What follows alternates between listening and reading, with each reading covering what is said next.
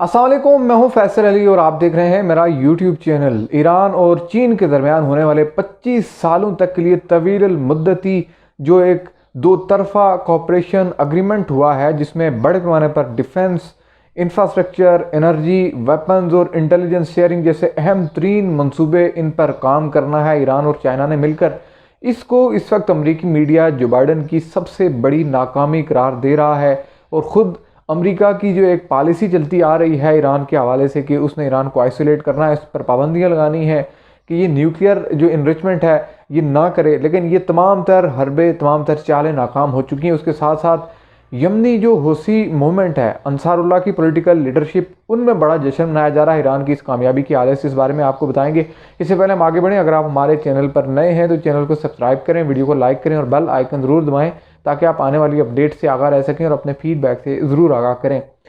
गुज़श्ता रोज़ हमने देखा ईरान और चीन के वज़राए ख़ारजा तेहरान में इनकी मुलाकात हुई। चाइनीज़ जो वज़ीर ख़ारजा इनका 2 रोज़ का दौरा था ईरान का, जहाँ पर इन्होंने ये 25 सालों के लिए एक बड़ा बायलैटरल आप कह सकते हैं कि रिलेशन में एक बड़ी डेवलपमेंट लाते हुए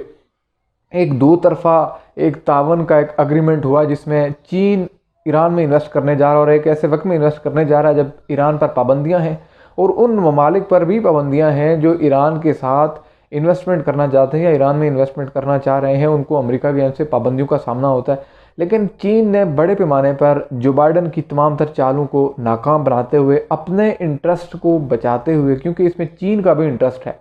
अब इस तमाम पर ख़ित्ते में ये देखने की ज़रूरत है कि चीन जैसा ताकतवर मुल्क मिडिल ईस्ट में क्यों आ रहा है और अमेरिकी मीडिया इस वक्त क्या कह रहा है, इस बारे में आपको बताते हैं। सबसे पहले आपको ये देखना है कि जो ईरान का न्यूक्लियर प्रोग्राम था, उस मामले पर जो ईरान की बड़ी हमायत थी वो रशिया और ईरान जैसे चाइना जैसे मालिक कर रहे थे। और उसकी बड़ी वजह ये थी कि ये दोनों ममालिक ही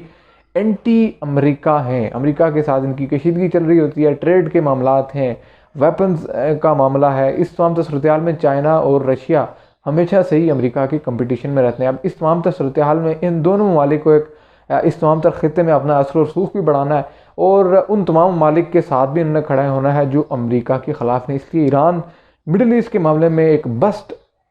इत्तेहादी बन चुका है चाइना का, जिसकी बड़ी एग्जाम्पल आपको देखने को मिली कि 25 सालों के लिए चाइना और तेहरान में, चाइना और ईरान में एक ऐसा एग्रीमेंट हो चुका है जिसमें दोनों मालिक के दरमियान weapons, defence, intelligence sharing, military training, energy और इंफ्रास्ट्रक्चर जैसे मामला जो हैं इनमें बड़े पैमाने पर इन्वेस्टमेंट होनी है। अब इस तमाम तर सूरत हाल में अमेरिकी मीडिया ऐसा क्या रिपोर्ट कर रहा है, एक तो इसको बहुत बड़ी नाकामी करार दिया जा रहा है जो बाइडन इंतज़ामिया की अमेरिका की उन तमाम पॉलिसियों का ये कत्लेआम है जो गुज़श्ता 2 दहाइयों से हम देख रहे थे। यानी साल 2000 के बाद अगर आप लगातार देखें तो कहीं ना कहीं हीले बहाने बनाकर अमेरिका की जानिब से ईरान पर पाबंदियाँ लगाई जाती रहीं, इसको आइसोलेट किया जाता रहा ख़ित्ते में कि ये एक मजबूत ताकत बनकर न उभरे। अब साल 2015 में जब ईरान के साथ अमेरिका और वर्ल्ड पावर्स की एक न्यूक्लियर डील हुई, जिसमें चाइना, रशिया, जर्मनी, फ्रांस और यूके और यूनाइटेड स्टेट्स जैसे ममालिक शामिल थे। ये डील 2015 में ओबामा उस वक्त अमरीकी सदर थे, उनकी ज़ेर सदारत हुई और इस तमाम तर मामले में 2018 में अमेरिका ने इस डील को तोड़ते हुए ईरान पर सख्त तरीन पाबंदियाँ लगाई। यानी 2015 की जो न्यूक्लियर डील थी जिसके तहत ईरान को ये पाबंद किया गया कि आप मखसूस लिमिट तक यूरेनियम की इनरिचमेंट करें और इससे ज़्यादा आप नहीं कर सकते, और ये प्लान है 2030 तक इस पर आप अमल करेंगे। ईरान ने तो हामी बदली, लेकिन अमेरिका ने ही उस मायदे की खिलाफ वर्जी कर ली और उस मायदे से अमेरिका को अलग करते हुए जो है ईरान पर पाबंदियाँ लगा दी। अब इस तमाम तर सूरत हाल में क्या हुआ, पाबंदियों के बाद 2018 से 2021 तक सख्त तरीन दौर रहा ईरान का। कोई तजारत किसी ने नहीं की ईरान के साथ, कोई इन्वेस्टमेंट नहीं आई, सिर्फ अलामती हद तक आप कह सकते हैं कि आप बैकडोर पसे पर्दा रशिया और चाइना जैसे ममालिक ये ईरान के साथ खड़े रहे। अब इस तमाम सूरत हाल में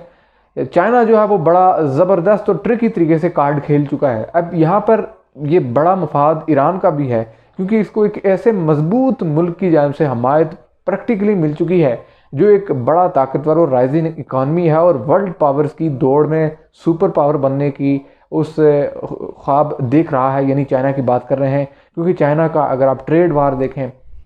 वेपन्स के हवाले से देखें और इन तमाम तर मामलात में देखें तो चाइना डेवलप कर रहा है खुद को टेक्नोलॉजीज़ में, साइबर वारफेयर में, टेलीकम्युनिकेशन, 5G, तमाम तर चीज़ें। चाइना एक राइजिंग इकॉनमी है। अब इस तमाम तर सूरत हाल में जब चाइना ईरान की जानिब आ रहा है तो इसमें ईरान के भी इंटरेस्ट हैं,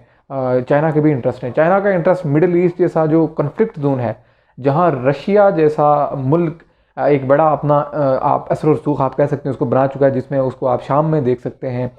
और अब बड़े पैमाने पर शाम में वो अमरीकी इत्तेहाद के ख़िलाफ़ ईरान के साथ खड़ा है रशिया। अब इस तमाम सूरत हाल में चाइना भी आ गया। अब चाइना ने बड़े पैमाने पर ईरान को टेक्नोलॉजी में, टेली कम्युनिकेशन में, वेपन्स में और इंटेलिजेंस शेयरिंग जैसे मामलों में कोऑपरेट करना है।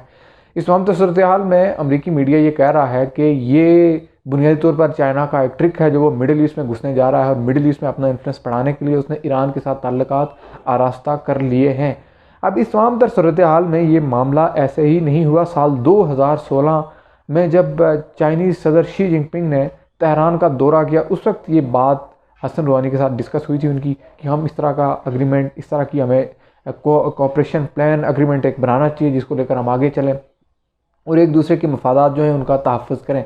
उसके बाद फाइल वर्क होता रहा, ईरानी पार्लियामेंट में ये मामला पेश हुआ और बिल आखिर गुज़श्ता रोज़ हमने देखा कि इस पर हतमी तौर पर सिग्नेचर्स हो गए दोनों ममालिक की जानिब से। अभी एक बहुत बड़ी कामयाबी आइसोलेशन के दौर में ईरान के साथ जिन ममालिक ने ट्रेड करने की, इन्वेस्टमेंट करने की कोशिश की, उन पर पाबंदियाँ लगाई गई या उनको डराया धमकाया गया, क्योंकि एक बड़ा इन्फ्लुएंस है अमेरिका का दुनिया भर में। और अमरीकी इत्तेहादी बिलखुसूस यूरोपीय यूनियन के जो ममालिक हैं वो अमेरिका के ऐसे इत्तेहादी हैं कि वो किसी मुल्क को ईरान के नज़दीक नहीं जाने देते। हाल ही में आपने देखा किस तरह से ईरान पर न्यूक्लियर डील में वापस आने के लिए जर्मनी, फ्रांस और यूके, ये जो E3 कंट्रीज़ हैं, ये दबाव डालते रहे। अब एक चीज़ बड़ी अहम है,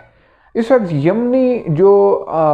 हूसी पॉलिटिकल लीडरशिप है, मोहम्मद अली अल हूती इनके एक सुप्रीम पॉलिटिकल लीडर हैं, इन्होंने बड़े खुशी का इजहार किया है और इन्होंने ये कहा है कि ये एक बड़ी कामयाबी है ईरान की और ये अमरीकियों के लिए शर्म का मुकाम है। अब यमन की जानिब से इस तरह की स्टेटमेंट सामने आना, वो भी अंसारुल्लाह की जानिब से, हूती पॉलिटिकल मूवमेंट की जानिब से, हूसियों की जानिब से, ये इस खुशी का इजहार सामने आना यकीनी तौर पर एक वो ग्रीन सिग्नल है जो अमेरिका को दिया जा रहा है। और ये इसलिए दिया जा रहा है क्योंकि यमनी हूसी अंसारुल्लाह जो है, इनको बड़ी हमायत तो ईरान की हासिल है, जिसमें इनको वेपन से लेकर बाकी जो टेक्निकल चीज़ें, वो तमाम तर चीज़ें ईरान की जानिब से फ्राहम भी की जाती हैं और बड़ी हमायत भी की जाती है ईरान की जानिब से। अब उनके लिए एक बड़ी, आप कह सकते हैं कि मज़ीद मजबूत किया जाना है। और वहाँ से यमन में इन्होंने अमरीकी जो इत्तेहाद था, अमेरिका तो खैर अब यमन से निकल चुका, लेकिन सऊदी अरब का जो एक इत्तेहाद था उसको अब टफ टाइम देना है। तो बुनियादी तौर पर ये कामयाबी इस वक्त जो ईरान की चीन के साथ है, ये सिर्फ ईरान की नहीं है, बल्कि इसमें ईरान के हमायत याफ्ता जितने भी ग्रुप्स हैं, जितने भी मालिक हैं, जितने भी गवर्नमेंट्स हैं, इसमें बड़ा फ़ायदा शाम की हुकूमत का है, इसमें लबनान की लीडरशिप का है, इसमें आप कह सकते हैं कि इराक़ में जो ईरानी इन्फ्लुएंस है उनका फ़ायदा है, और सबसे ज़्यादा यमन का इसमें फ़ायदा है। क्योंकि ये तमाम तर ईरान मजबूत होगा, उसके साथ ट्रेड आएगी, इन्वेस्टमेंट आएगी, उसकी इकॉनमी राइज होगी, तो वो मैक्सिमम इन्वेस्ट करेगा अपने प्रॉक्सीज़ पे, अपने उन जंगजुओं पर, अपने उन जो फाइटर ग्रुप्स हैं या इसके जो नुमाइंदे हैं दुनिया भर में प्रॉक्सीज़ की सूरत में लड़ रहे हैं अमरीकी इत्तेहादियों के ख़िलाफ़, उनको मजबूत करेगा। और ये सूरत हाल बड़ी, आप कह सकते हैं कि वाज़ेह होती चली जाएगी और फिर ईरानियन इकानमी जो है वो उस पीक तक पहुँच जाएगी को आइसोलेशन और जो अमरीकी पाबंदियाँ इसका इस पर असरअंदाज नहीं होने वाली हैं। अभी तक के लिए इतना ही। चैनल को ज़रूर सब्सक्राइब करें, वीडियो को लाइक करें और अपने फीडबैक से ज़रूर आगाह करें। अल्लाह हाफ़िज़।